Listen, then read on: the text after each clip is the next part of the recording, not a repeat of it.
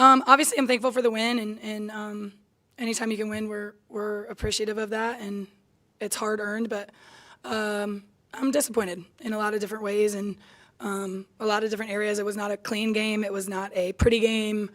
Not a game that I loved. Our attention to detail and following the prep and the scout. I just thought some things got loose. I didn't think we had toughness for a lot of it. Just one of those games where you win, but it doesn't feel like you won.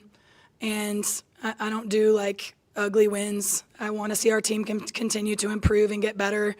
And we just gave up 76 points to a team that I thought we were, going to be able to keep in the 50s. And so, again, grateful that we won, thankful we won, but I'm probably as disappointed as you've seen me on this podium for sure. So was that one reason you were playing different players towards the end? Was it disappointment?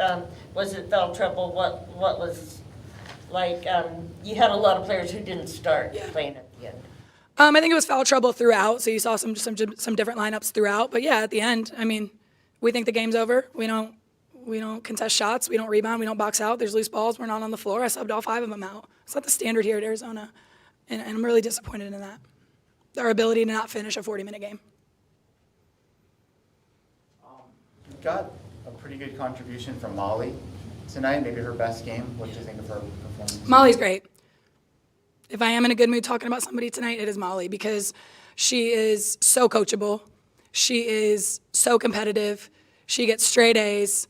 She's welcomes criticism and feedback and discipline and all those. She's a great teammate. She's always in the gym. I mean, she's a dream. Like, everybody needs multiple Molly Ladwigs on their team. And we're better because she's on our team, and she's going to continue to play more and more and more because, again, I'm going to play the people that do what they're asked, the people that are tough, hard-nosed, and just are coachable. And she made some passes and seemed to handle the ball well. Just her development as a point guard, what do you want to see there? Yeah, she's getting more comfortable. She's a true freshman, right, that was playing in high school a few months ago, so she's getting more and more comfortable. But again, she was one of the best players in the state of Nebraska. The kid doesn't necessarily look the part, right? But she gets it done. She's very just sneakily effective, and she's tough as they get. And like I said, she's just a dream. So she's just a freshman in game number 4 that's going to just continue to get more confident and better as the games progress. You talked a lot about Naomi White coming into the game. She pretty much lived up to the hype. Scored a bunch. You had several different people guarding her at different times. What was kind of the game plan? The game plan was not what you saw. I mean, the game plan was not to give her 28. I mean, she played 10, 11 less minutes than she usually does and hung 28 on us. We didn't make her catches difficult. We didn't crowd her. We didn't switch high on her. Now, don't get me wrong. She made some tough ones, right? But for the most part, I don't think she's leaving this gym like, oh, I had to work for everything I got against Arizona, and that was what we said we needed to make her feel coming in. 8 for 17 from the field and 4 for 9 from 3, sent her to the free throw line to shoot 11 free throws. So that obviously was not making her frustrated, I wouldn't say. This was another game where you got off to a little bit of a slow start and really had a big surge in the second quarter. What do you think is behind that pattern? Maturity.